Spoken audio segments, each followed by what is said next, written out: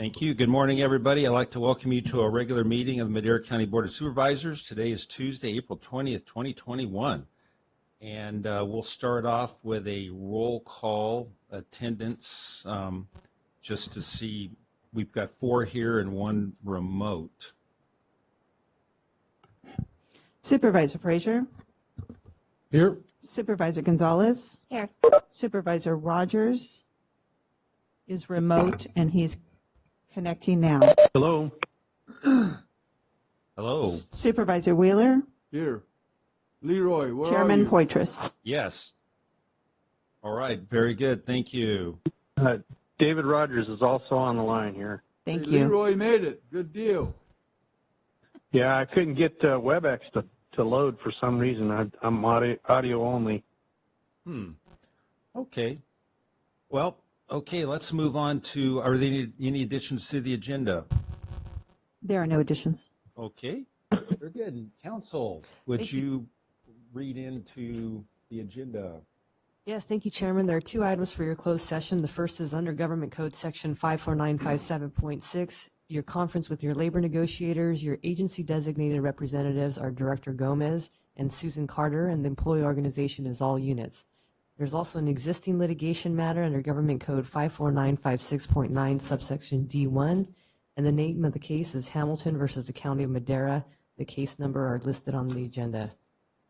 All right, very good. Thank you. And are there any members of the public who wish to comment on any of the closed session items? If not, we will move to closed session. Thank you.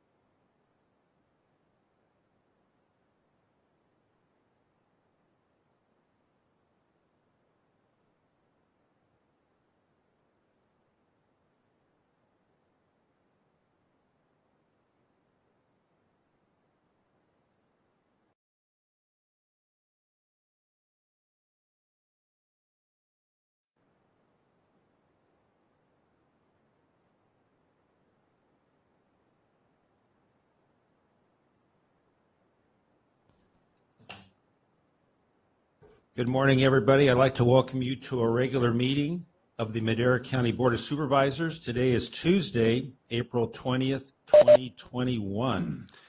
And before I ask for council to report out any actions taken in closed session, I'd like to take a roll call to ensure that we have everybody tuned in. Supervisor Frazier. Here. Supervisor Gonzalez. Here. Supervisor Rogers.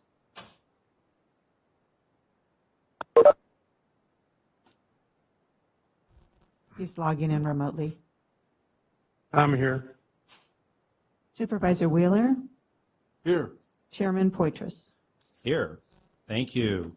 Council, will you report out any actions taken in closed session? Yeah, thank you, Chairman. There are no reportable actions from your morning closed session. However, the closed session section of the agenda is not complete, and so when you'd like to reconvene, I'll report any action items at that time. Very good. Thank you. And now we'll move into opening and closing our meeting in memory of. And we not only open and close in memory of folks, but we also have times to use this time to recognize folks. So is there anybody who would like to? Supervisor Gonzalez. Yes, thank you, Mr. Chairman. I'd like to open and close in memory of Debbie Fimbres, who was a lifetime Maderan, passed away this weekend. She's a member of the Madera Downtown Association, business owner, just a wonderful human being. And so I'm thinking of her family during this time. And then I'd also like to open in celebration of Mr. Bill Barada, who is up on the screen, and he celebrates his 100th birthday. He is a veteran, born and raised in Madera, served sometime during World War II. So I'd like to wish him a happy birthday. Great. States. Good, thank you. That's fantastic. Yeah, I've not absolutely. heard about Debbie. That's Yeah, her. very sad. Anybody else? If not, we'll move into the invocation and Pledge of Allegiance. And for the invocation, we have Pastor Purcell from Believers Church. And today, I'd like to ask a member of our district attorney's office to lead us in the Pledge of Allegiance. I'd like to ask Jeff Dupras. I see him back there, if you would lead us in that. So first of all, Pastor Purcell. Thank you, Chairman. Let's all pray together. Heavenly Father, we come before you this morning, and we thank you, first of all, as we've been notified of not only a life that has ended here on earth, but one that has been extended to 100 years. We thank you, Father, for that mystery of life and the mystery of death, that you are the sovereign and you are there for us, whether it is in life or in death. We ask you to bless their families. We ask you to strengthen them. We thank you for this one that's 100 years old and has served our country and our nation. We pray that you'll just bless him with a length of time beyond even today. Lord, we thank you for you as the sovereign God and judge over all. We know that you are the highest governing official there is. And so today we come before you in humility, asking for your wisdom. As I've come the last 2 weeks, Lord, it just seems as though you prompt me to pray for that. Because, Lord, as we face the turbulent days we're in and those that are ahead of us, we're going to need your input, your wisdom, and your revelation in us to do what you've called us to do. I thank you for all those that are here in leadership in this community and those that have come to serve. And we ask you, Lord, just to bless them, protect them, watch over them. Most of all, may the meeting today be filled with your clarity, your understanding, knowledge, and wisdom. In Jesus' name we pray. Pastor? Well,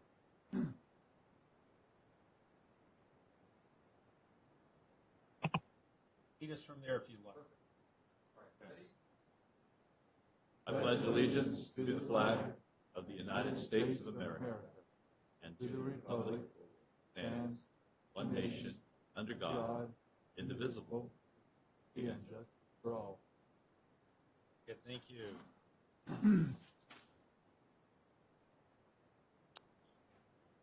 Okay, next we're moving into public comment.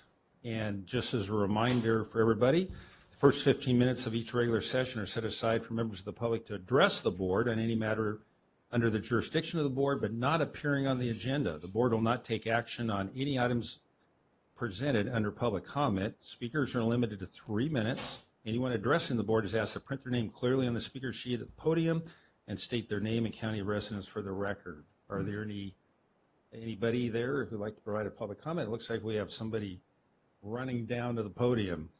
Hey, buddy. Good morning, Chairman, members of the board. Jared with Madera County Public Works. Just wanted to let everybody know that we've worked with our Valley Hauler Red Rock to get an event put in place. It'll be Saturday, May 15th, out at the Liberty High School. It's an electronic waste recycling event. They will also be taking mattresses and also doing document shredding. So just wanted to let everybody know about that. It'll be from 8 to noon on May 15th at the high school out there in the Ranchos. Excellent. Very good. Anybody else? Any other public comment? If no, we will move into the consent calendar. And are there any items on the consent calendar a supervisor would like to have pulled for further discussion?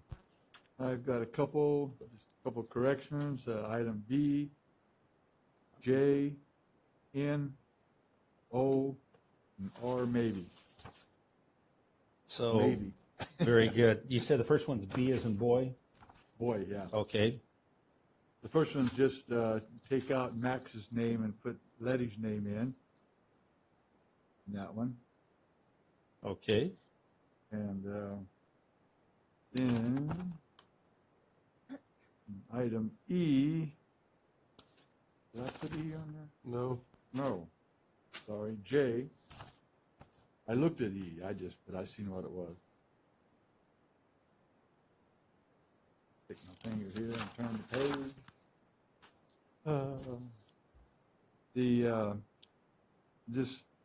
Is this contract, after reading it, I see that we have used that Ray Santos before. Did he just do this new company?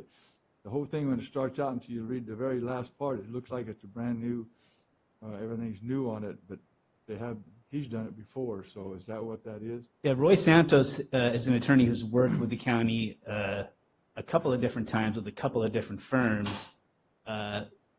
You might recognize his name because at one point he was with Lozano, but he has moved to this new firm. Okay.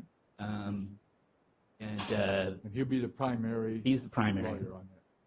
So that's the main thing we're doing at that reason. Yeah, well, he's handled a couple of different matters over the years, more than a couple. Right. So That's what it looks like on the. right, and we have made some efforts to try and expand our panel of outside counsel. His firm submitted a proposal. We went through the proposal, submitted rates. So we bring this contract to your board, recommending that we. That's not bad. Yeah. So, okay, thank you. I just wanted to make sure that's what I kind of read, but it wasn't real clear to me. So thank you. On item N, what I like to know on that one is that road there on Sumner Hill. Is either side of that already in the county maintained mileage system, or is it just that one piece we're going to do? Thank you, Supervisor Wheeler. Matt Treber, Chief of Development Services. So this is a portion of road that is outside of the gate, so it doesn't incorporate any of the property within the gate. So this is just the stretch. 204 does touch it, right? The Rio Mesa area plan does show connectivity at this intersection of 204 and this roadway up north, traversing through what was Central Green property. Right. And so this is a key piece. It also provides that access down to the riverfront property. There'll be a new roadway constructed there. So it provides that access between Tesoro Viejo properties as well as the Larry Friel's holding. That's what I figured, but I mean, I knew that, but it's, now we're just saying we're going to maintain that road. It's going to be accepted if we approve it today. So what I'm saying is we're just going to, that's the only piece we're going to be taking care of, is that little .08? Right, Jared? This is the only section of Killarney. 204 is already a county maintained roadway. Right. And the roadways that will be constructed out there, Rio Mesa Boulevard would be a county maintained roadway as well. Or maintained, it would be a public roadway. So it could be maintained by a community service area. But what this does is remove it from the private nature, owned and controlled and operated by the Sumner Homeowners Association, and puts it into the public domain so we can provide access down to the river. We haven't said we're going to do Rio Mesa Road yet.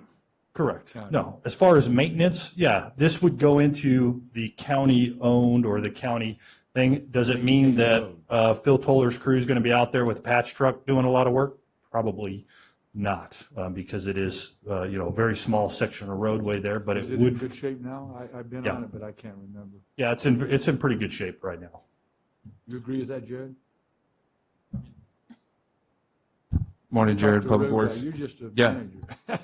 No, Matt's correct. So 204 is part of our maintained mileage system. So really, this is just almost an extension of 204 Oh, okay. in that little piece to go up to the gate, and then eventually. The west side and then the east side, that's whatever they do with that, that would be Correct.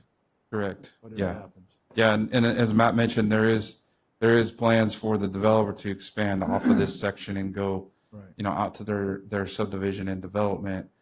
That road would Actually, probably either become. way, huh? Could go on Frios too, right? Correct. Perfect. Thank you, gentlemen. On the O,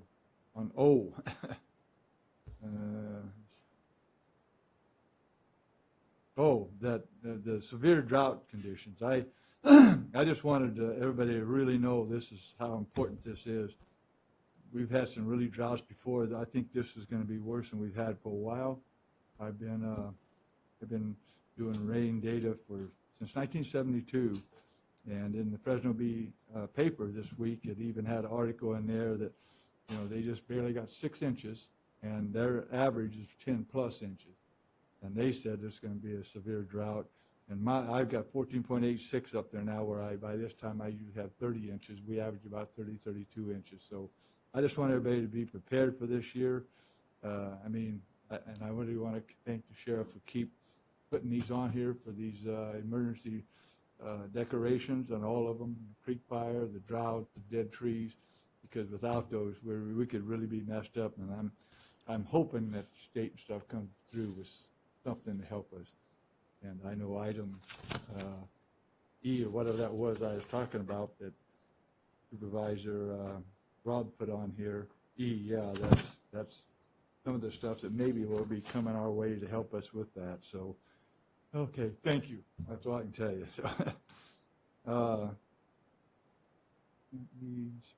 So, and R, these shelter options for people. I don't know who's in charge of that, but I just wanted to know how many of them, that money they spent in any of the hotels up in eastern Madera County. Nobody's here on item E.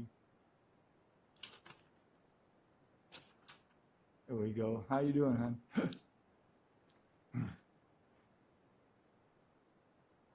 Item E, R, I'm sorry. I put eastern Madera County. Item R. How you doing, kid?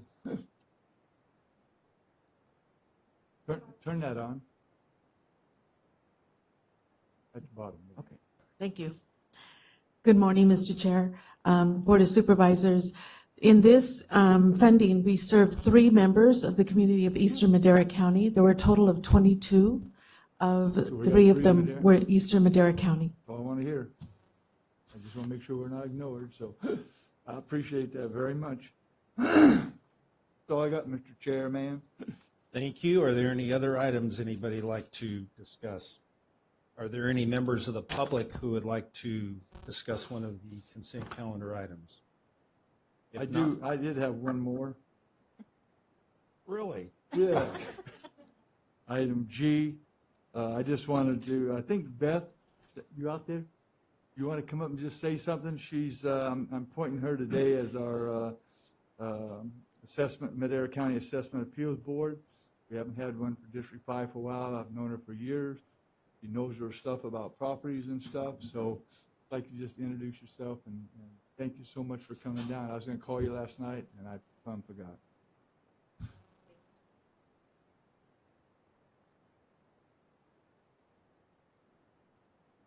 Is it on? Thank you. Thank you for your confidence in me. And I look forward to a new challenge and hopefully serving the community a little bit here. So thank you all very much.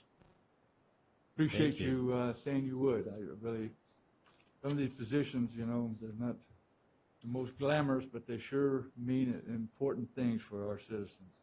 Thank you, Rob. I'm sorry. Oh, no, that's great.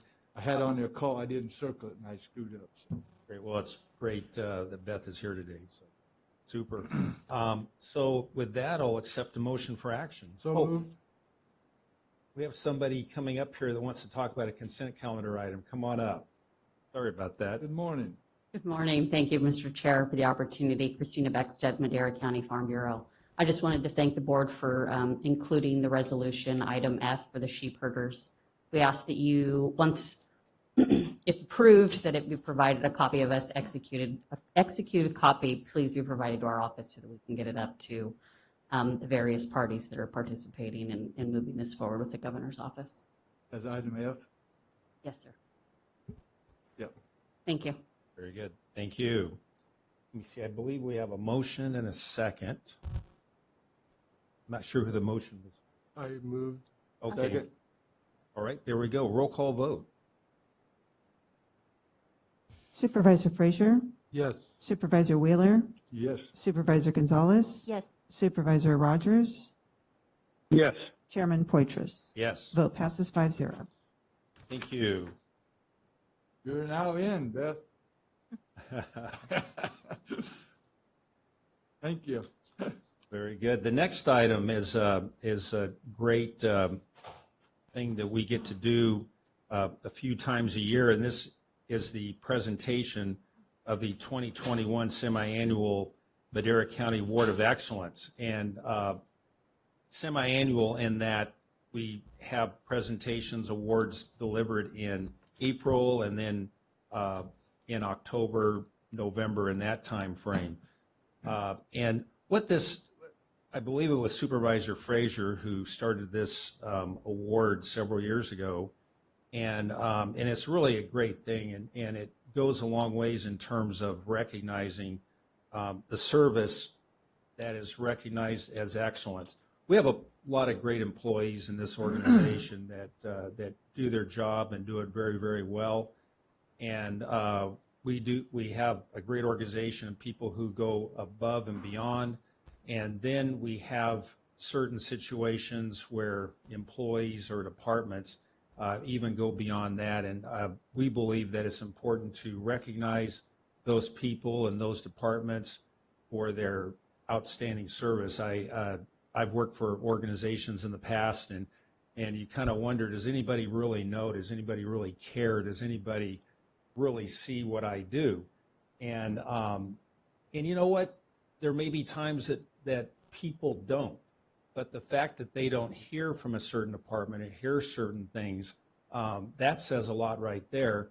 And then when we do have the opportunity to have sessions like this and awards like this, you know, we just, again, want to show the standard that we want to see set here at the county, and again, recognize and reward that performance. So what we're going to do today is we have 4 different departments that will be presenting either their staff or a couple of individuals or one individual, and I'm going to ask the head or the represented head for that department to come to the microphone and describe the employee that is receiving the Award of Excellence today. And then after that happens, I'll be in the front and we'll be able to give you a award. So with that, let's go ahead and start with the Sheriff's Office. And we have Under Sheriff Patrick Majeski, who's going to present the first award.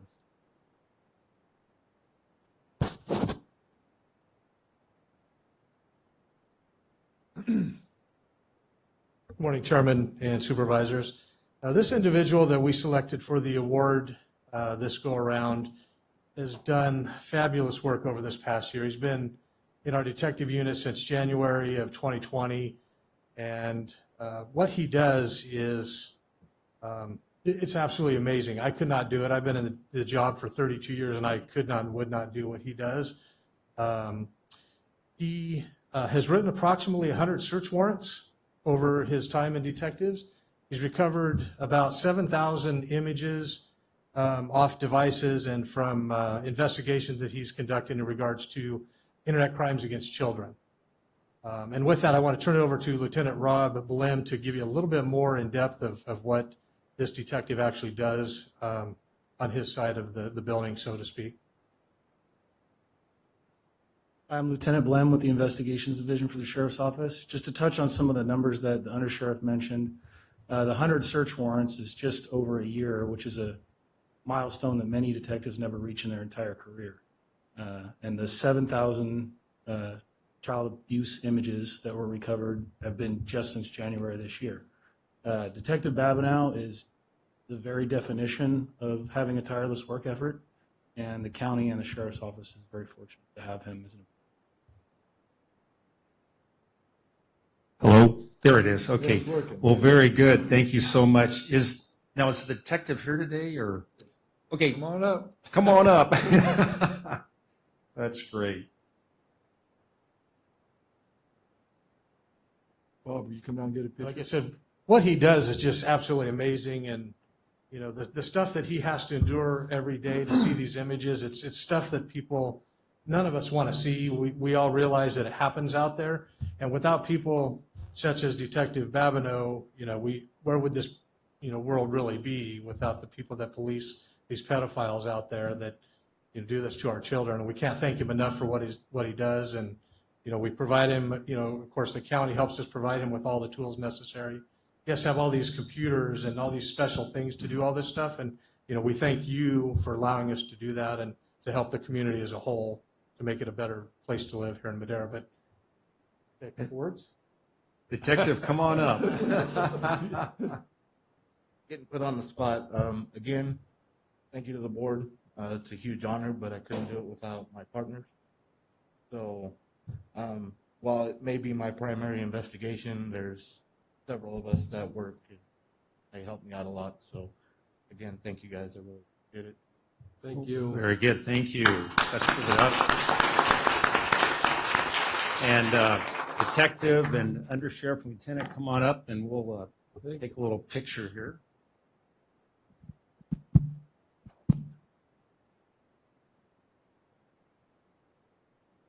Wants to stay back here?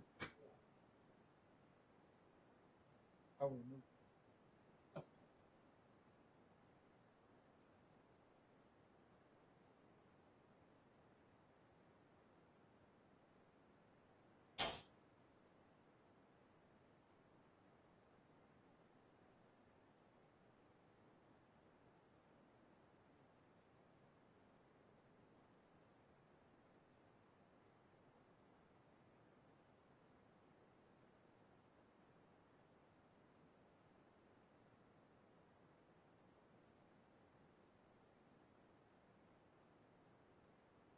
Hey, the next item is we have a couple of individuals that are going to be recognized for their service in the Veterans Service Office. And we have Josh Christofferson, who's going to be introducing the individuals and talking about their achievements. Josh. Good morning, and thank you, Chairman and members of the board. My name is Josh Christofferson, and I'm the Veteran Service Officer for Madera County. Today, I am honored to present Yesenia Cervantes and Ana Velasquez's office. In brief, Yesenia and Ana exemplify the qualities and values that all employees should strive for in Madera County.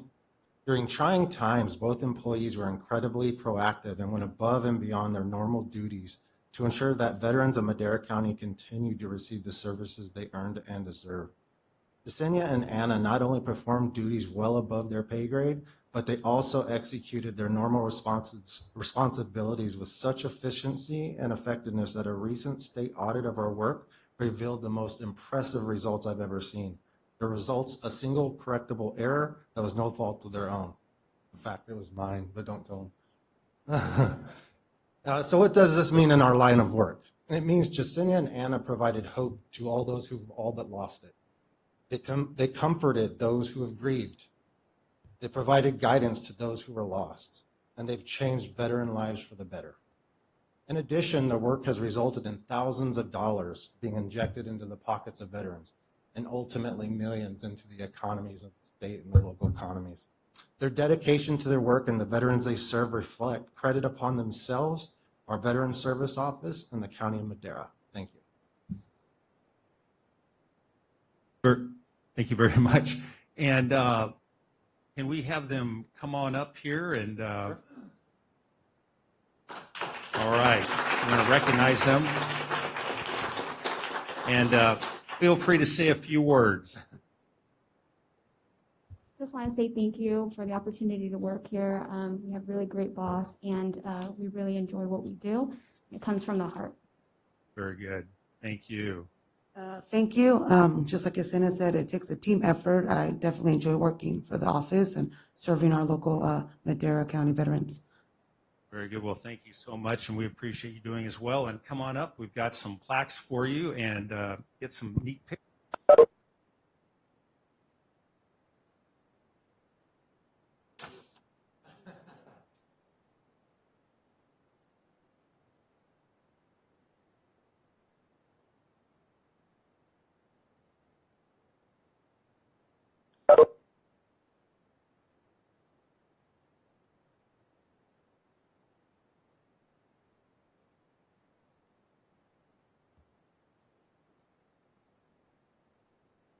Next, we'll move into the Animal Services Office.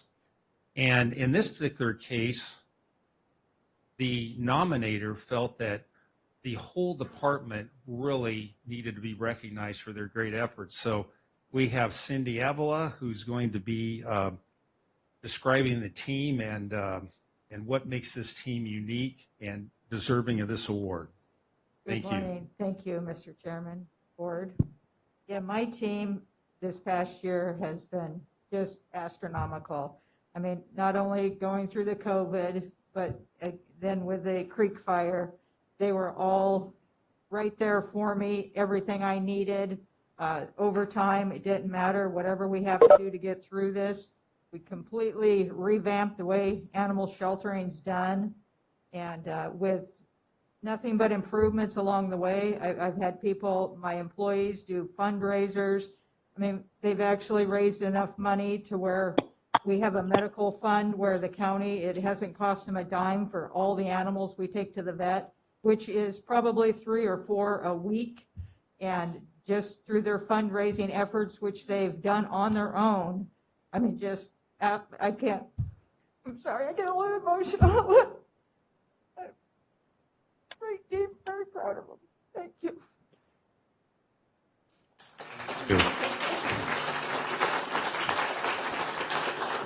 All right. Well, come on up and This is one of my team members, Crystal Wiggins. Crystal, we want to hear from you, and you'll be representing your colleagues. Yes, we all just feel so grateful for all of this. We've worked so hard. We all love the animals in the industry and have truly been working hard to help better them and the community. We're really trying on that community outreach and programs. And to be recognized for that, it just feels an honor. And so we do want to thank the board and everyone involved, and especially our director, Cindy Avila. We couldn't have done it without her. Okay, thank you. All right. Well, very good. Well, come on up. In fact, I'll read it off that paper. Go ahead. We'll get ready for some pictures. But what I'd like to do is to read off the names of your colleagues. And we have the name besides Cindy. We have Bonnie Hill, Shane Gray, Colin Birdthorne, Harry Perez, Tremel Thompson, Teresa Herring, Crystal Wiggins, Tina Canstorino, Stacy Burkhalter, Robin Burgess, Chris Huerta, Francisco Padilla, Brittany Robbins, and Ludwig Castillas. So, very good. So we have certificates for all. So let's go ahead and picture.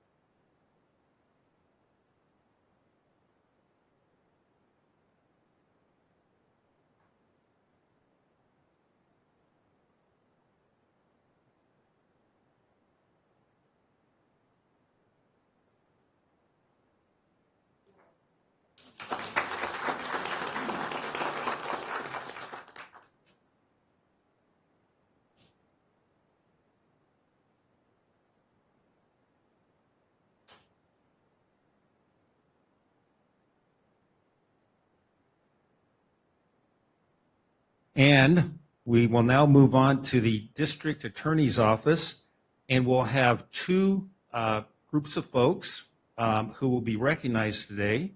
And we have our district attorney, Sally Moreno, who will be, again, providing information in regards to the achievements. And the first group will be the filing prosecutors team. District Attorney Moreno. Good morning. I'm Sally, and I'm your elected district attorney. Oftentimes I get to stand up and take the credit, but today I'm here to give the credit where it's actually due. We have 2 groups of people who, through the course of this pandemic, have done amazing, amazing work, and they need to be recognized. So beginning with our filing prosecutors, and I'll name them for you so you don't have to worry about the names. Ben Levy, Brooke Bergman, Cheryl Bonner, Chris Brook, Dan Martin, Dave Peterson, Eric Dutemple, Estella Williamson, Esau Lemus, James Costello. They're led, of course, by Jeff Dupraw, Kian Onrig, Noah Marshall, Patricia Ziegler-Lopez, Rachel Cartier, Spencer Wagner, Teju Olabeko, Tim Huyenga, Tracy Wise, and Todd Spangler. So these attorneys, beginning in about September of last year, as we moved towards paperless function, received thousands of filings. that they needed to make a filing decision on. At the same time as they were making those filing decisions, our process was expanding and changing on a daily basis. So the level of willingness to get along and cooperative helping of each other is what made it possible for them to get through the filing. We added steps to this filing process, so it's substantially burdensome to them up front. Those steps include making initial settlement offers, designating witnesses for contested hearings, preparing documents for delivery to the defense, making a custody recommendation to the judge, and writing a brief summary of the case. All these steps that they take up front mean that by the time we get to court, whatever prosecutor picks up that case has all the information they need to move it forward quickly.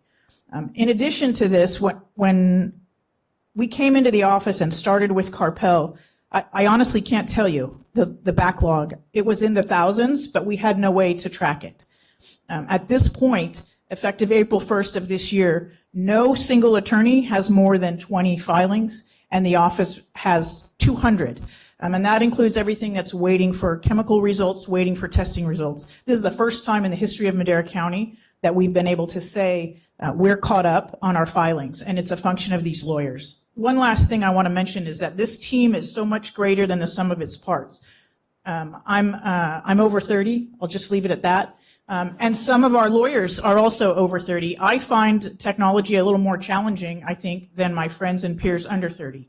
So between the experience of those of us that are over 30 and the technical abilities of those of us that are under 30, the ability to cross-level those skills, and as I'm watching our brand new lawyers say, no click here, no click here, and I'm watching our older lawyers saying, don't forget to check for jurisdiction and have we got ID in that case, I just watch everybody grow, and that team, it's just amazing to watch how they've come along, and every single one of them has been so critical to the function of getting us where we are today.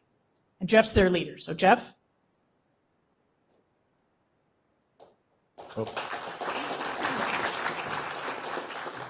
It's an absolute honor to be here on behalf of the prosecutors in our office. Sally, thank you for the kind words. And really, all I do every day is just hold on for dear life, because our prosecutors are just running at 1,000,000 miles an hour, and I'm just trying to keep up with them and make sure that they have what they need. It's an amazing team over there that Sally's put together, and including bringing me in, which I'm really excited to be here still.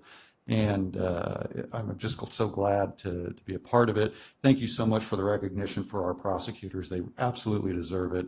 They've been working so hard to get where we are, and there's so much more to come that we're really excited about. Thank you. And I'll just mention, we have one prosecutor here, but the rest can't be here because it's jury trial day, and they're either on Zoom in their office or they're in court right now. Because this filing is an extra duty that they do on top of their regular duties.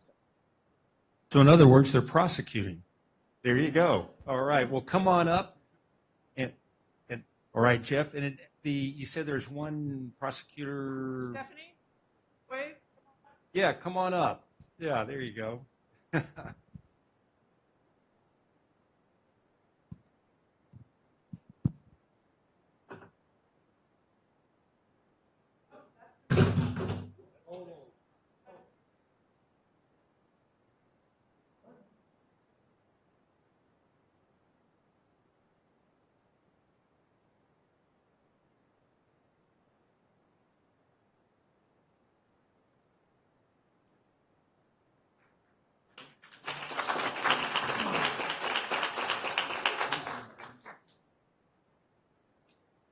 So now we'll go on to part 2, and Sally will be introducing the DA support staff team. Again, it's a whole team that works. Our law enforcement agencies submit files to us electronically, and they have to be prepared by our administrative support team, and then they're forwarded to the attorneys who do the job I just talked about. After the attorneys do that job, they return to our administrative support staff, and they finish them up and they take them over to get to court. So our administrative staff has been running as well, and I'll name them for you.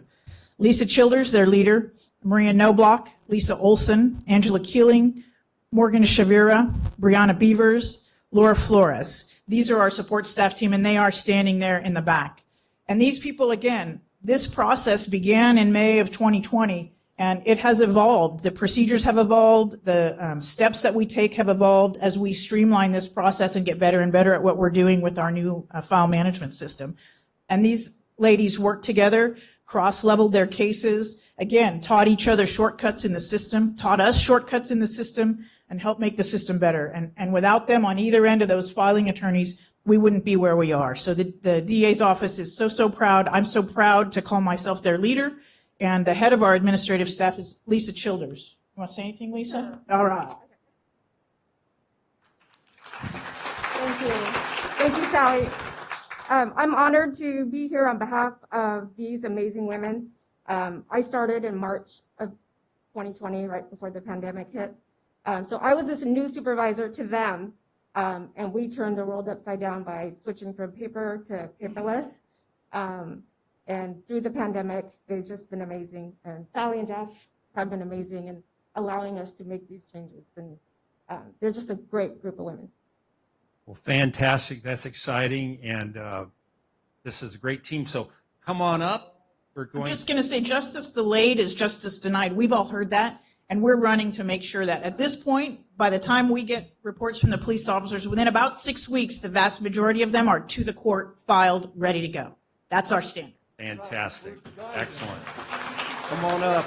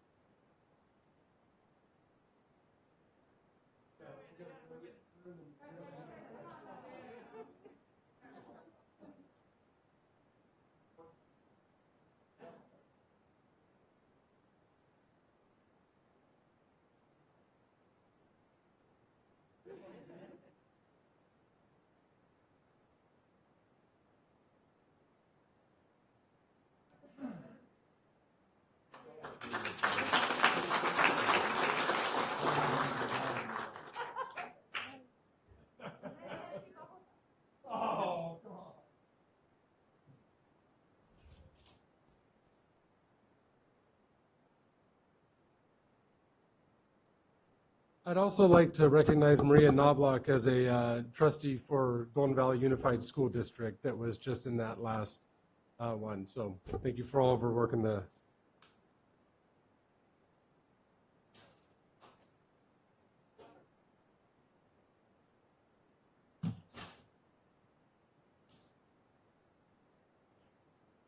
Okay, next item. 6B, it's the presentation of proclamation naming April 2021 as Child Abuse Prevention Month. Dr. Morris, are you going to be leading the charge on this? Looks like it. All right.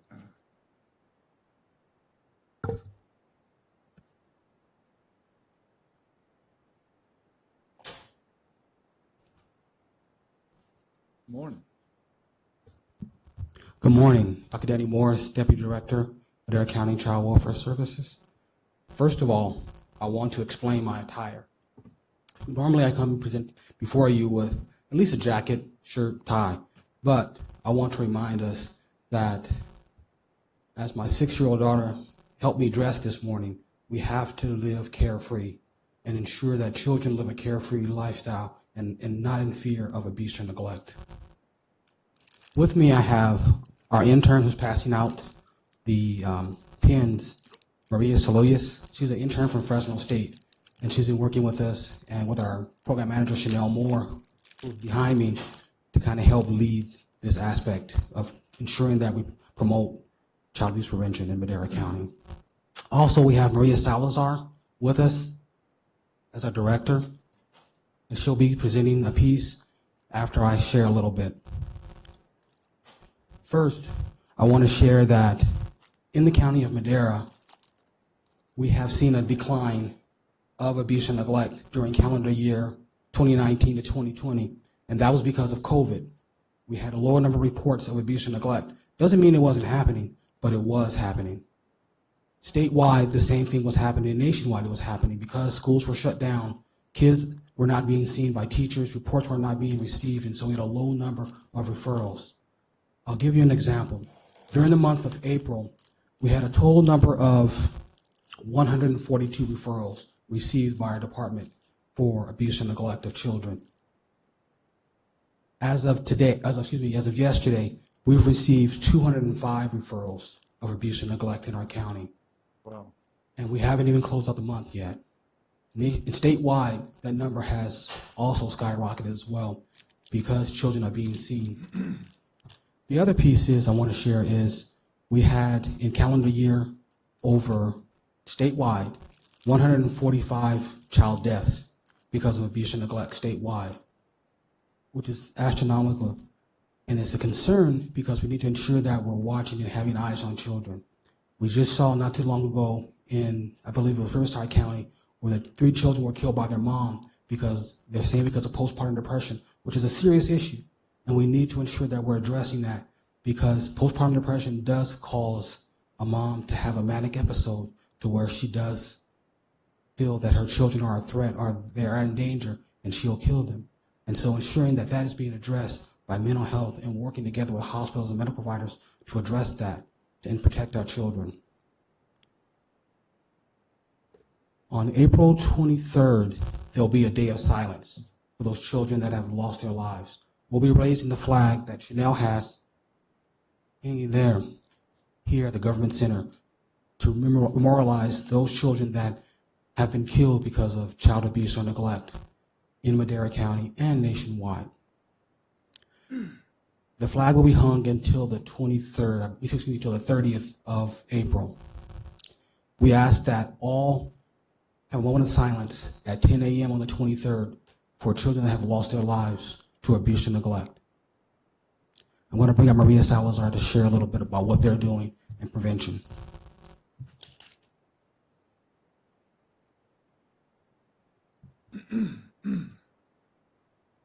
Well, thank you for having me here today.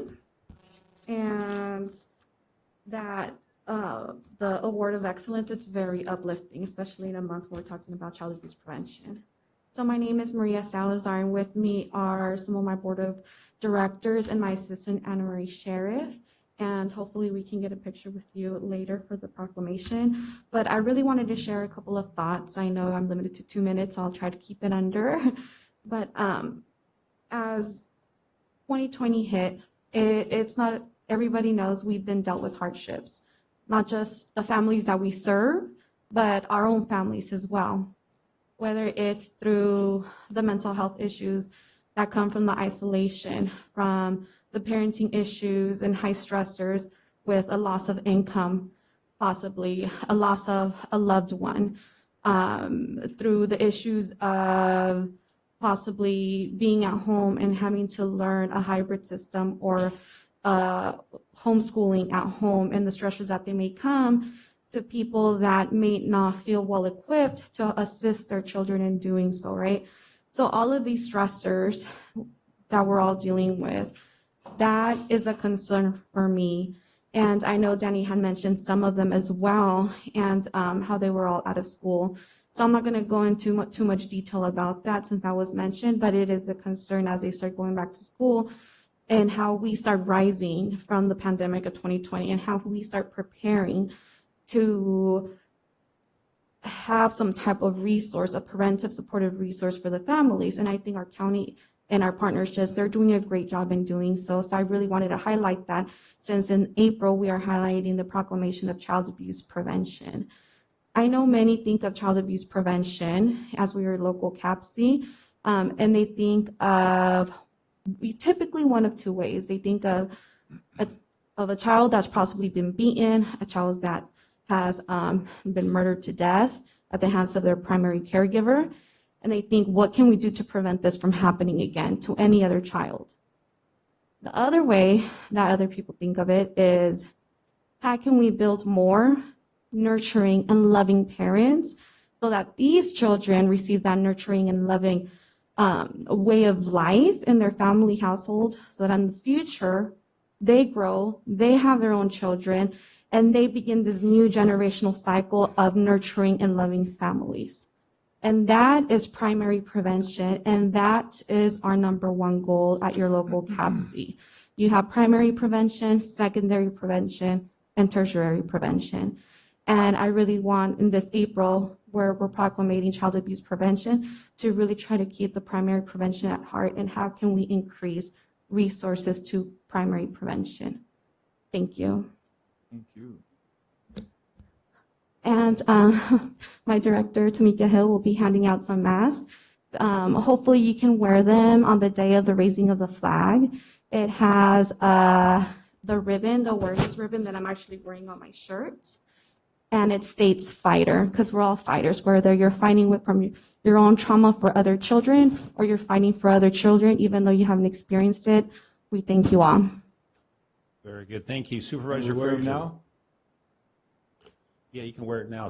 Supervisor Frazier, there you go. I just want to personally thank all of you for, like we had said with Detective Babineau, having to see that day in and day out, and what you do for these children day in and day out, it helps so much, and it's so needed. And I remember at the beginning of the pandemic, it was one of my largest worries was how are we going to feed the kids?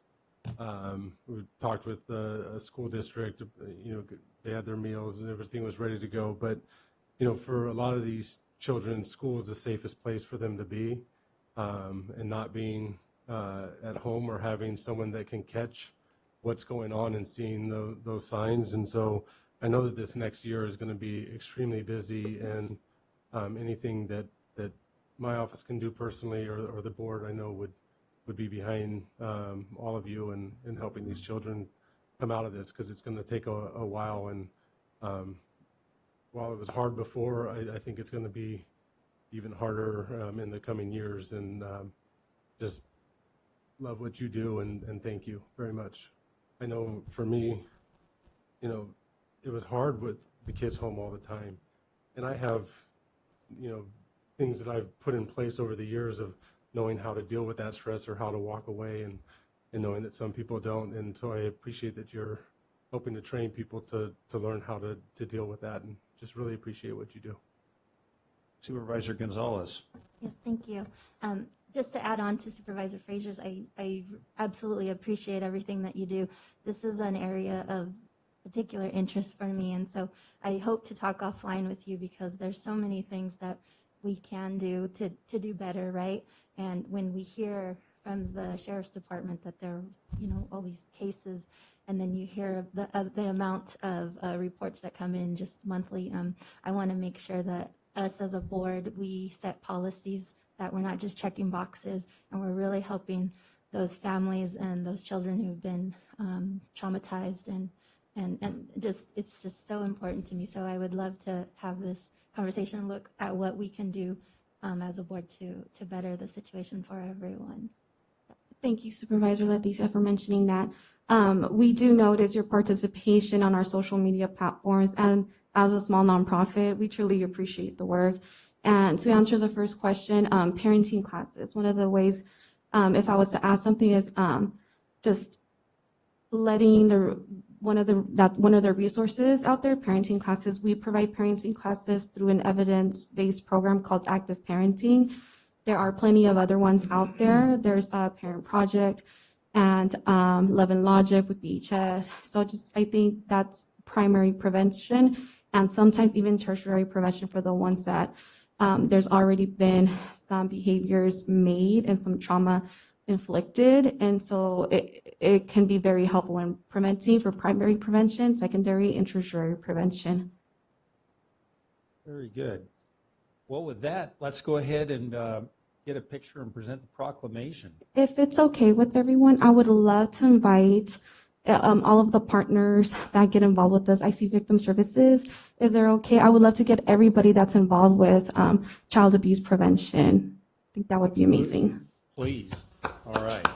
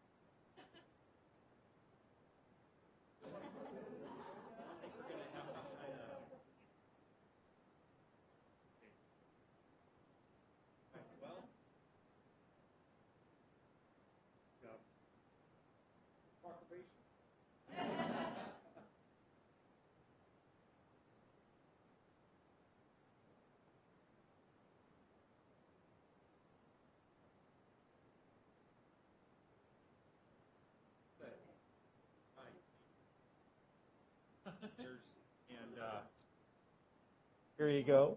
All right, super. Thank you, everybody.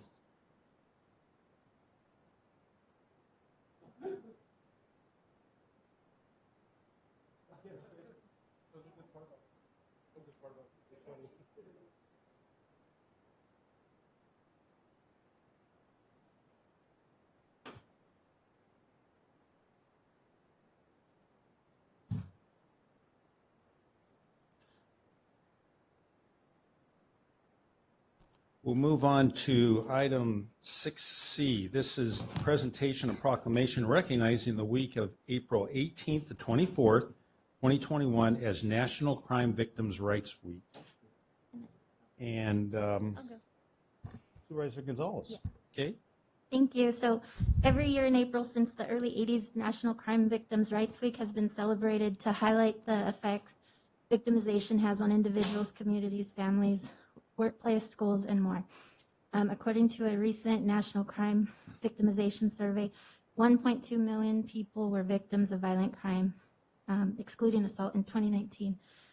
This year's theme is Support Victims, Build Trust, Engage Communities. Promoting victims' rights and honoring crime victims contributes to creating healthy communities where individuals can trust and engage with during the healing journey.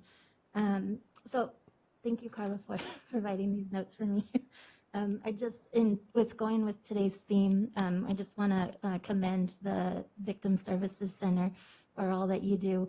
We heard from the Sheriff's Department and from our district attorney about the process and, all the individuals who participate to try to provide some type of justice and some peace to not just the victims, but to the families of the victims and to the survivors. So I want to commend Victim Services. We have some folks here. We have Maddie Mendez, the director of CAPMC, Jennifer Coronado, who is overseeing Victim Services. We have Maritza Mata, Norma Alvarez, Rebecca Jansen, and Walter Perez here. And Jennifer, if you want to come up and say anything, share anything, we'd be glad.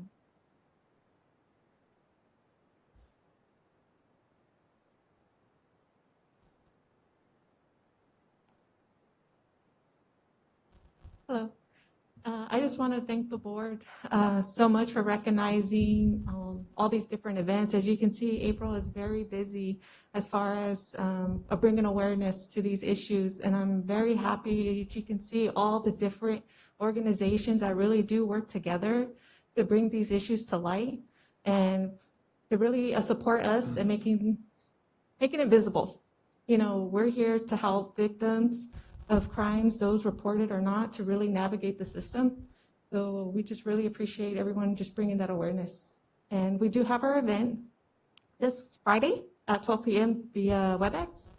It's our Victims of Rights award ceremony, because we have some people in our community that really go above and beyond to bring assistance to crime victims. So we are honoring Detective Garibay from Madera Police Department, Dave Peterson from the District Attorney's Office, the prosecutor, Yvette Paul, she's an investigator with the District Attorney's Office, and West America Bank for all they do to support community action and victim services.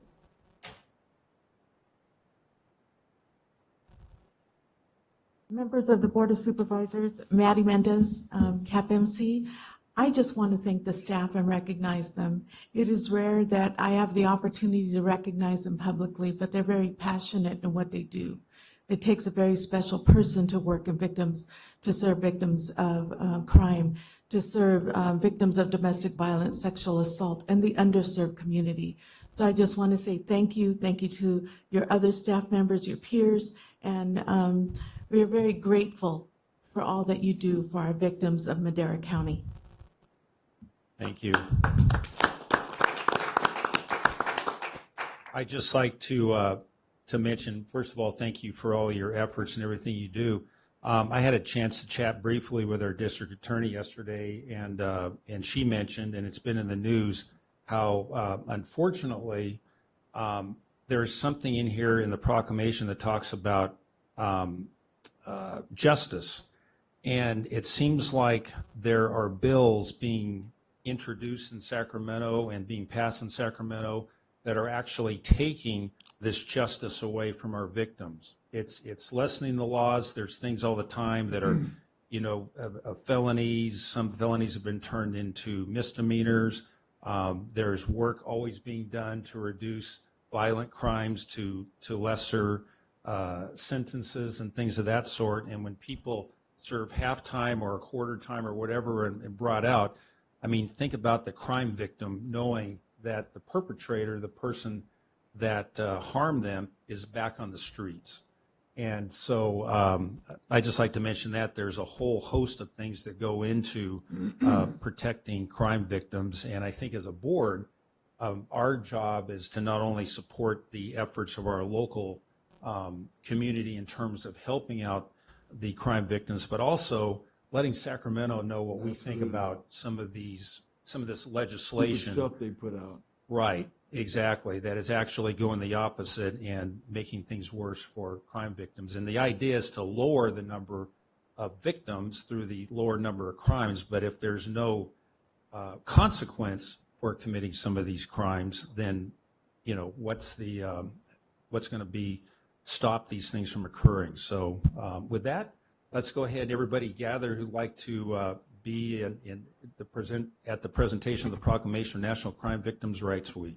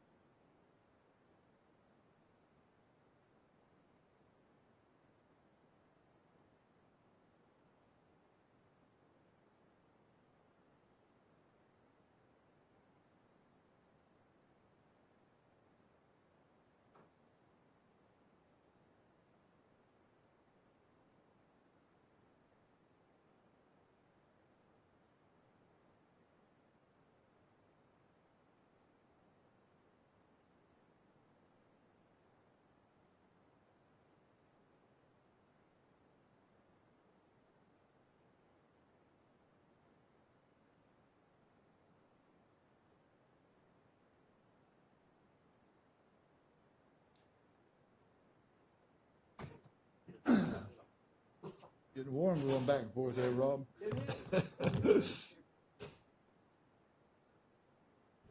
Okay, item 6D. At this time, we're going to get an update on our COVID-19 and current vaccination administration status.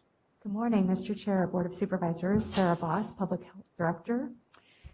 I have not my favorite news to report today, that we are in fact staying in the red tier. We were hopeful because we had orange tier data for a few weeks in a row that we were going to be able to move into the orange, but we had to be here for 3 weeks, and this week our data is in the red. We blew it last week, big time. Yeah, and so it is somewhat disheartening. This is the place where we got stuck last time. But with the change in the cutoffs for the tier structure, it places us in the red, which is certainly a lot more activities than were in the purple. But our current case rate is 8.0, adjusted is 8.7. So you'll notice that's higher. Our testing rate is not as good as it was. And our positivity rate is 4.4. That's in the orange.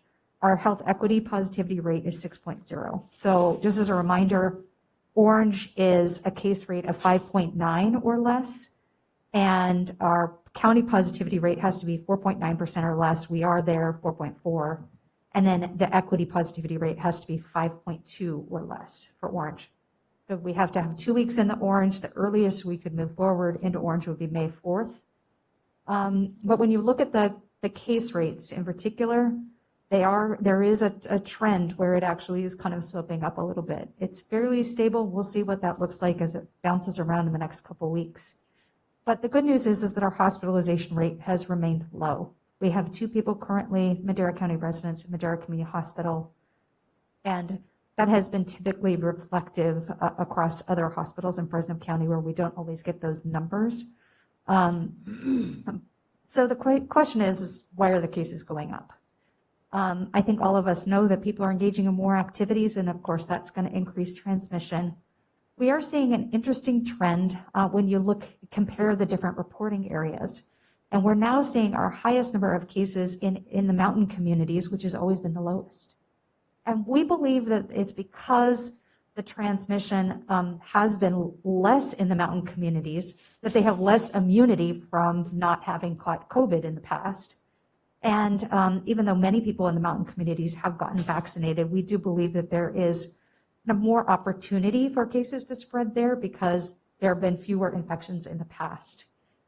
And of course, cases are going to increase across the board with just more activities. We've seen a few outbreaks in churches recently, one in particular that spans across mountain area and Mariposa County, that we're working together with them. And what we've seen is that people have really relaxed on things like masking and maybe gathering a bit too soon. So of course, those that are working with us are being responsive in terms of changing those behaviors, and we would really encourage people to reach out and work with us. We're seeing in general that people are more reluctant to give us information, their contacts, where it is they've been. So it's harder for us to do case investigations and really know exactly what's happening. Nobody has mentioned Easter events or services at this point. It's a little bit early for the cases to be a manifestation of that. Also, there's just more surveillance testing that's happening in school sites, among sports teams, things like those are popping up, some tests, and some of them, we believe, are the household was sick a couple months ago. People in the household got tested. The teenager who's on the sports team wasn't tested at that time, maybe had a few symptoms, but their test is still popping up as positive because it can be positive for 6, 8, 12 weeks. And so they're not actively infectious, but because their test is positive now and we didn't have proof of whether or not they caught it earlier, then that triggers quarantines and other things, which can be very frustrating, admittedly. So we are seeing some youth infections, but we're not seeing spread at school sites. We did see some cases from an outbreak that happened in the Amazon warehouse in Fresno County. That's always tricky because we are not the primary entity that's kind of managing that outbreak. It's in another county, but we do have some Madera residents that work there. And we are seeing more things like home testing and then not reporting to public health, which is an overall trend that we're going to see as we kind of transition from lots and lots of interaction with public health and contact tracing to something that's more managed at home and understood at home. But what that leads us to is the importance of really people recognizing that when they have symptoms, they might test at home, they may not test at home. But if they have symptoms, of course, most people stay home and not get other people sick. But the problem with COVID is that people are infectious for about 3 days prior to getting symptoms. So if your spouse or your kid or someone gets sick at home and they have symptoms, you could be infectious for 3 days before your symptoms come. So those individuals, if you have somebody in your house that has COVID, everybody needs to stay home. They need to isolate for a couple weeks in order for the asymptomatic spread to be curbed. So that's the first thing that people can do is if somebody in your household is sick, stay home, the whole household. That's what's really going to protect us from keeping those cases going out. Also testing. Our testing rate has gone down significantly. We are now below the state median, and there are some things that we're doing about that. I'll show that in a minute. It's at 254, and the state median is at 315. We have been at or above the state median this whole time, and so we're really pushing testing significantly. We continue to do mobile testing in hard-to-reach areas like Oakhurst and Chowchilla that aren't real close to our state testing site.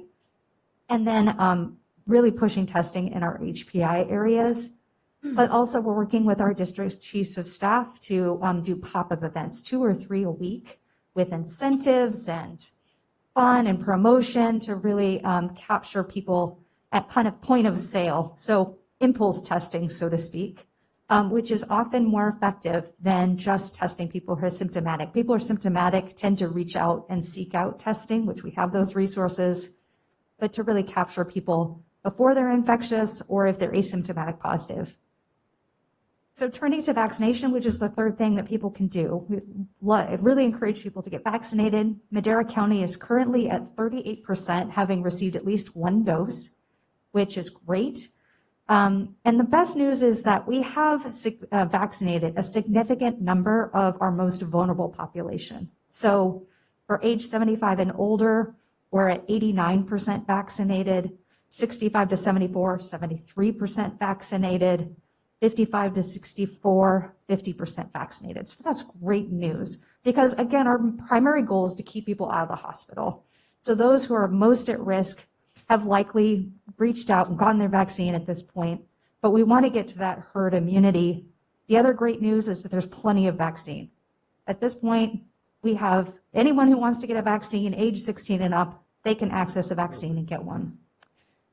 So we're making a shift philosophically in the Department of Public Health right now from a pandemic vaccination, mass vax kind of approach to more of standard public health approaches that work very well. What we know about people is that if it's a behavior that people are kind of ambivalent about, yeah, I might get vaccinated, I might not. They don't have a real firm opinion. Those who wanted it, got it. Those who don't want it, that's not the target population that we're going to be really offering it to.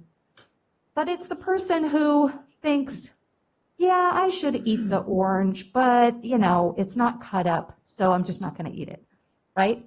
And we know this with kids, like if you put out a candy bar, if you put out an orange that's not peeled and cut, they're going to eat the candy bar, partly because candy bars are delicious, but also because it's easy to tear open and off they go. But if the orange is cut up, ready to go, we're far more likely to eat it because oranges are also delicious.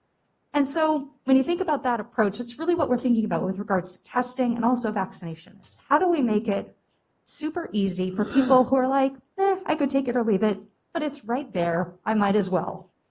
And so we're doing different kinds of approaches, really partnering with school sites. This last Saturday, we had walk-up clinics. So the idea of not having lots of pre-registration, but on the spot, impulse vaccination, so to speak. And we saw a lot of families that because their 16, 17-year-old wanted to get vaccinated, but was nervous, mom and dad wanted to come. Since they were there, okay, might as well. And so we vaccinated 400 people at the high school, and that was a real success. We're going to duplicate that all over the county. All the high schools? All the high schools, but we'll also reach out to elementary schools as well. Okay. We're going to start with the school sites that are high schools because there are kids there that are eligible. But then in other remote communities like Lavinia, for instance, we're wanting to do vaccination clinics at the elementary school. Real quick, if it's okay, if they're under 16, do they have to have a parent's consent? Under 16 is not eligible to be vaccinated at this point because hasn't been cleared for safety. So the Pfizer vaccine. You can't do 16 under at high school. Age 15 and under cannot be vaccinated. Okay. Only age 16 and up. And 16 to 18 is only Pfizer. Oh. Moderna can't be given to anyone under 18. Parent consent on the 16 to 18? Correct. Okay. I just want to make sure. So maybe yes. Notice of that. So that's another reason to work with the school sites is they help us with getting that clearance from the parents. The parents, if they can be present, that's great. But if they can't and the minor has their parental consent with them, then they can go ahead and be vaccinated. We will hear more about the pause on Johnson & Johnson later this week. We haven't heard anything more about that. But here's some interesting information. And this is really early. We're still kind of looking at the data, but we have about 21 individuals that have gotten COVID after being vaccinated. which we knew that there was a percent of the population that would happen. But given the large number of people that have been vaccinated, that's roughly about 90 to 95% efficacy, which is exactly what we expected with the vaccine. So the vaccine is performing in the larger population as expected, and most of those are barely symptomatic, some of them asymptomatic, some elderly, and may have had less of an immune response to the vaccine. And so the vaccine is really performing as is expected and keeping people out of the hospital and having severe illness, which is great news. Just an update, they continuously are updating the guidances, which is really confusing for us as well as everyone else. And so we really want to encourage people to continue to reach out if they have questions about guidance. They can also go directly to the state website where they're posted. But the one that I want to draw people's attention to is the guidance for private events and private venues. In the red tier, people are able to host private events. 50 people is the limit unless they're asking for proof of a negative test or full vaccination, and then it can be 200 people. So now we're really getting into the place where people can host real events, and there's a lot of questions about that. And people who need technical assistance for that, we encourage them to reach out. Using our community feedback form is typically the fastest way to get a good response. So we're heading towards June 15th, less than 2 months away. And we're in this kind of transition period with vaccination, with everything else, as you've heard, where it really is getting away from kind of a pandemic response to more of a standard public health response. And so we're adjusting along with everyone else. We don't know exactly what it's going to look like on June 16th. We know that masks are still going to be required. There's still recommendations for distancing. But it does look like, even though we're seeing case rates go up, we're not seeing hospitalizations go up. And so that's the real encouraging news is come June 15th, it will open as we expect unless hospitalizations increase significantly. Supervisor Gonzalez. Thank you. Sarah, just a point of clarification. You said that you've seen that 21 individuals have gotten COVID after the vaccine. Is that in Madera or is that in Madera? whole? Oh, just in Madera. Just in Madera. And then are you working with, is your staff working with church groups and the pastors to try Yes. to get, We're working specifically with the churches that are in the mountain communities because that's where we've seen more of the outbreaks. But we're also reaching out to all of the churches through the Ministerial Association and really emphasizing we are here to help you. We're here to help you really keep transmission low. And so we encourage you to report outbreaks. We're not going to shut the church down. We're not going to shut the business down. We're here to help you prevent the spread so that fewer people get sick. And even if you don't report the outbreak, here are things that you can do that are real practical and easy to reduce transmission. thank you. Supervisor Wheeler. Yeah, thank you. Thank you, Sarah. And I want to thank Sarah for calling me last week, too. I had some concerns, and we got them straightened all out. On these incentives you're going to maybe be handing out, are you going to do that tomorrow? Tomorrow That's testing incentives, you know. So we're still sorting out the incentives in terms of, So we're going to do it tomorrow. I'm not sure, but I can let you know. Okay, I need to know so that Will do. I'm going to write a pretty long deal this time to put on Facebook, and I want to know, I've already announced that it's at Rayleigh's again, right?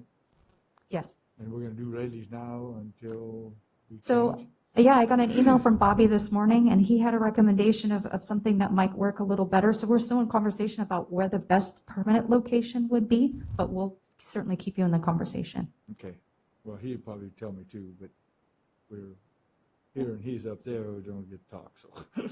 Okay, just. Mr. Chair? Yes, sir. Yeah, I have a quick comment. We need to be careful about the wording of things, and you said that we're not going to shut the churches down. Well, we don't have that power. The Supreme Court has ruled that churches can remain open, and I take exception with the wording that we're not going to do it because we don't have that power. We don't have that police power. So I just want to make that clear. Thank you. Supervisor Frazier. So can I just comment on that real quick? Okay. Thank you, Supervisor Rogers, and I really appreciate that comment. That was in response to, I think churches have communicated with us that they're nervous about reaching out to us because they think that somehow we're going to be able to do that. And so 100%, we don't have a desire to do that in addition to having no power to do it. That's great. Thank you for clarifying that. Good. Supervisor. You said we had 30% of the population has gotten a vaccine. Is that 38%? so even higher? So my quick math, just with that 20 to 21 individuals that have gotten it, that's like still a 0.0004% of those that have gotten it. Very that's low. Very, very, very like minute. Yeah, just wanted to. And that's 38% of at least one dose. So I don't have the percentage of the fully vaccinated right in front of me. Either yeah. way, that's a very, very low number. 21 maybe sounds high, but it's very, very, very low when you look at. If you watch the news every night on Channel 30 especially, they always put those things up there. We're always right at the top of or in the Fresno Bee of being vaccinated, our percentage of numbers. So I love that. Very important. We all push for that. Get this done. All right. Thank you. Are there any members of the public who have anything they'd like to say or ask a question? If not, thank you very much. Thank you. Thank you, Sarah.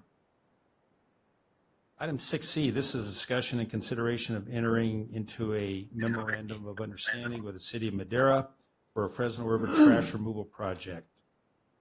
And good morning, Mr. Chairman, members of the board. Nick Salinas, District 3 Chief of Staff. I have a presentation to share with you regarding this item, if we can get that pulled up. Where are you at? Is he up in the office? Huh? So the item before you is in regards to a MOU entering into with the City of Madera to provide trash cleanup services. And if we can go to the next slide. So just to give some background context, due to the onset of the pandemic, the river itself hasn't been maintained. Excuse me. None of the encampments have been addressed due to the fact that we were unable to, or the city wasn't able to due to the pandemic. So initially, we took a look at addressing the river from the standpoint of maybe a community event type of approach. Excuse me. And we just found that just due to the magnitude of the refuse down there, it wouldn't be feasible to put a program like that together. So if we can go to the next slide. Okay. So we met with the current acting public works director, Lieutenant Dan Foss, and we found that he actually has engaged with a third-party contractor to go in and remove a lot of this tonnage of refuse. So just for example, the location down on East Yosemite across from McDonald's, they actually were able to clean up that location, and they removed 16 tons of refuse just from that one location. And so with the projected project, we're looking to simply remove and dispose of refuse. We will not be addressing any vegetation as it's protected by nesting season, and we're not looking to move or address any of the homeless population that might be down their area. So, next slide. The target area we're looking to address is mainly within the City of Madera boundaries, and we'd be starting down at Raymond Road, and that would stretch just west of West Berry. Next slide. And we've done some pretty detailed tracking of these sites that we're looking to get cleaned up, and we're relaying that to the vendor. And we traveled the entire river in a side-by-side off-road vehicle, and we documented each of these with the GPS locations as part of the grant requirement to ensure that we're reimbursed for these cleanup efforts. Next slide. The city put out an RFP for cleanup services, and the awarded vendor was Hall RS. As you can see there, they have a pretty neat setup. It's essentially a quad with a kind of like a sleigh behind it. They load that up, and they then put the trash into the dumpsters there, and they take it down for dumping. Next slide. there's already areas that this vendor has addressed on the city's portion of things, and here's a look at under one of the bridges, and I mean, the before and afters, speak a million words, and they do really, really good work. Next slide. So the MOU would cover a $25,000 contribution from each jurisdiction, city and county, and that would be the max.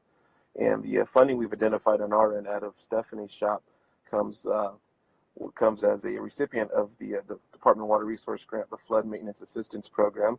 Again, this is just a one-time expense due to the magnitude of refuse down there, and we will definitely look into discussing ongoing ways to cover maintenance costs moving forward. And as part of the MOU, we were able to get Caglia's fees down from $61.86 a ton down to $22. In turn, the city is going to be facilitating a lot of the work with the vendor, and they're also going to be utilizing their code enforcement to properly notice these areas that are going to be cleaned up. So, next slide.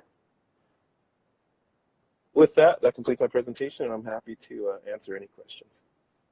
Supervisor Wheeler. Yeah, let's go back to that last picture. Did you find a new cup, coffee cup there, Rob? I did. I don't know what happened. Man, look at that. I did. I don't know what happened to that one. Good man, buddy.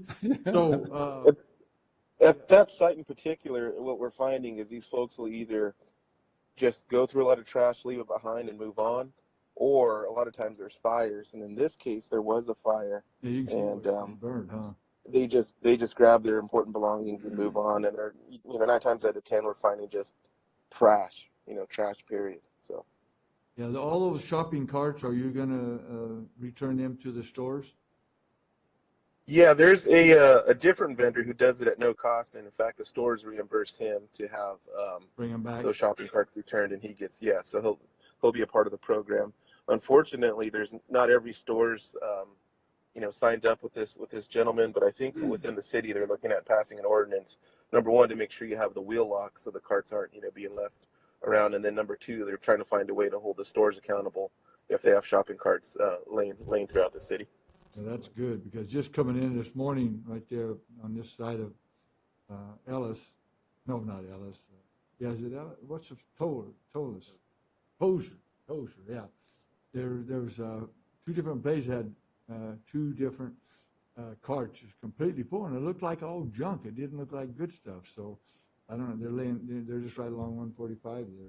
So I think this is a great program. I know Max really did this about 6-8 years ago or so, and we even cleaned out all the trees and stuff and brush too. So I'm glad that we're up doing this again, and I'm really proud of the city to do this. So great program. Thank you, Nick. Supervisor Gonzalez. Yes, thank you.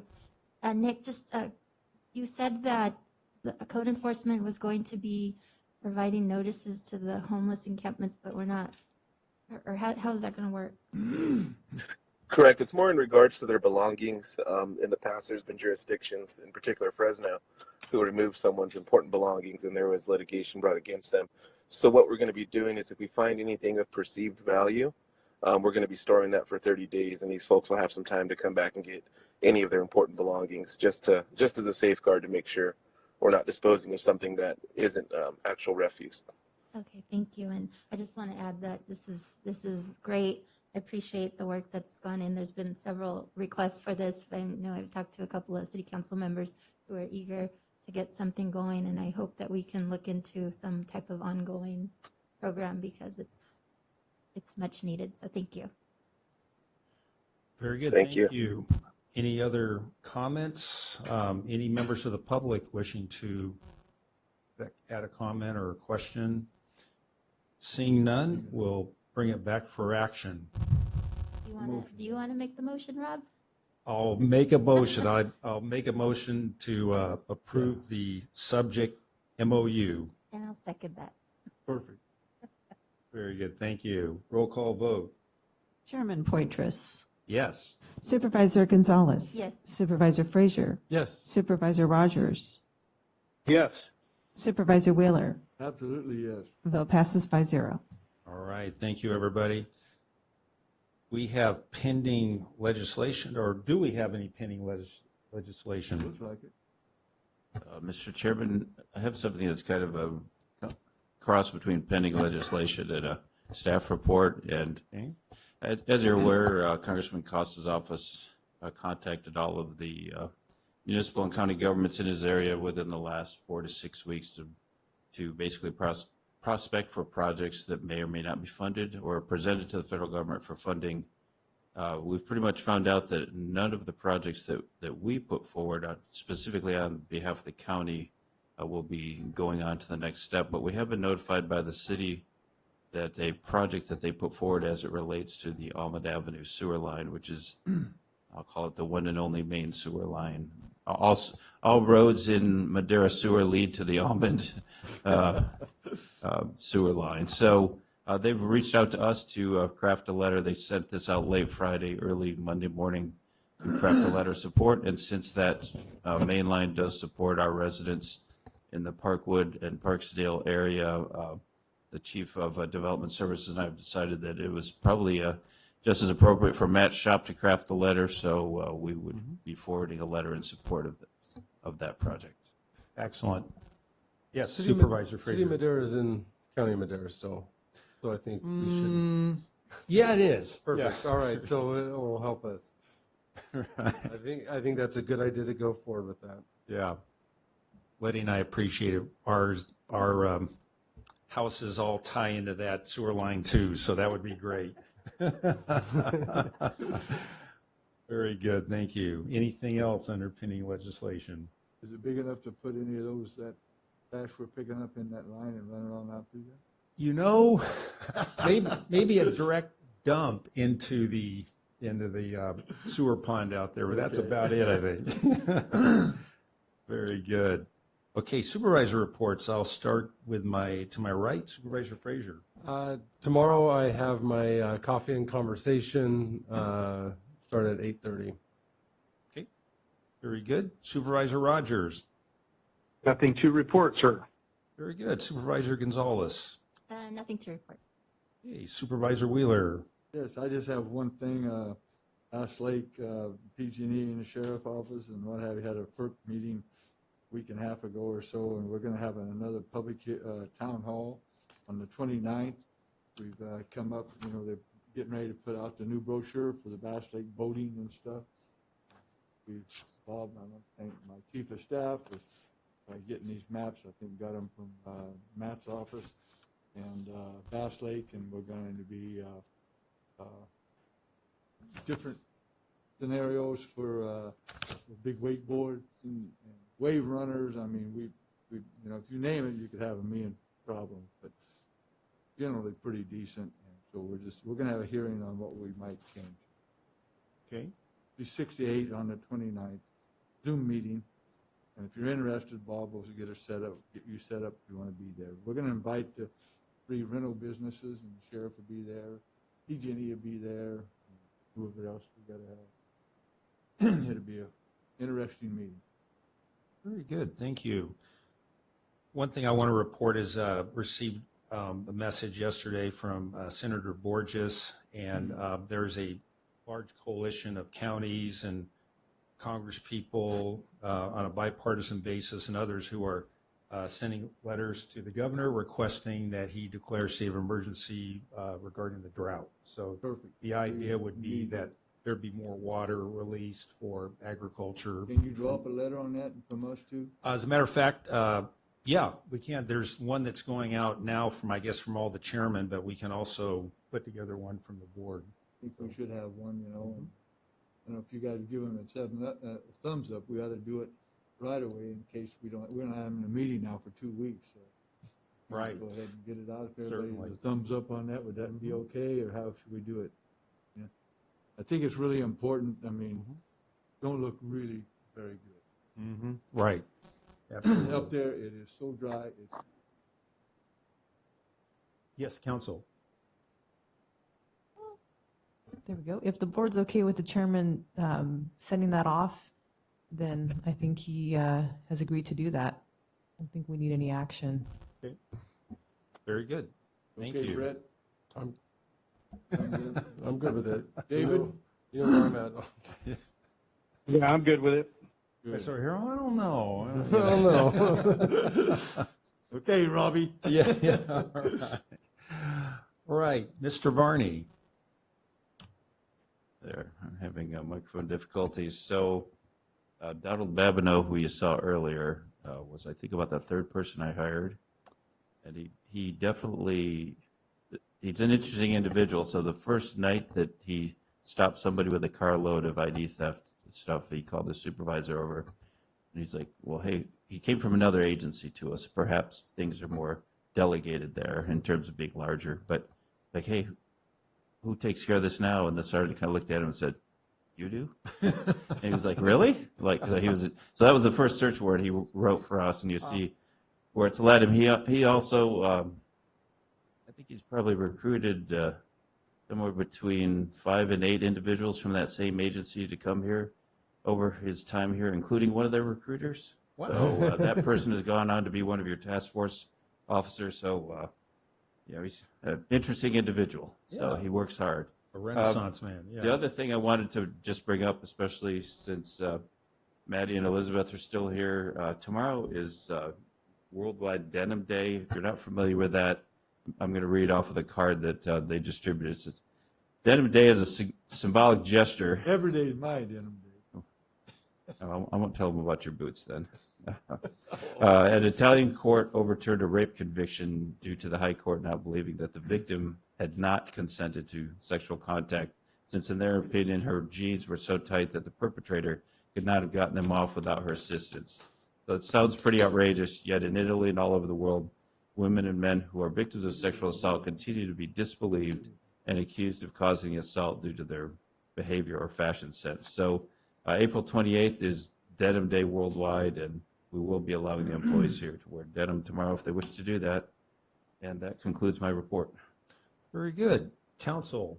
No report, Chairman.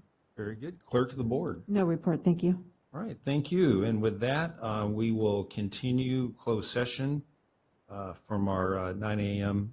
session, and we'll retreat back, and after we're done, we'll report out. Thank you. Everybody?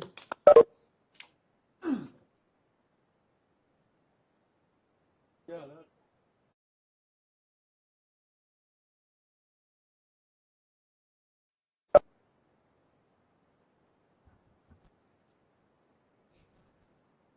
Good afternoon, everybody. We're back, and council, is there anything to report out of closed session? Chairman, there are no reportable actions from closed session. Very good. Thank you. And thank you, everybody, and have a great rest of the day. We shall adjourn.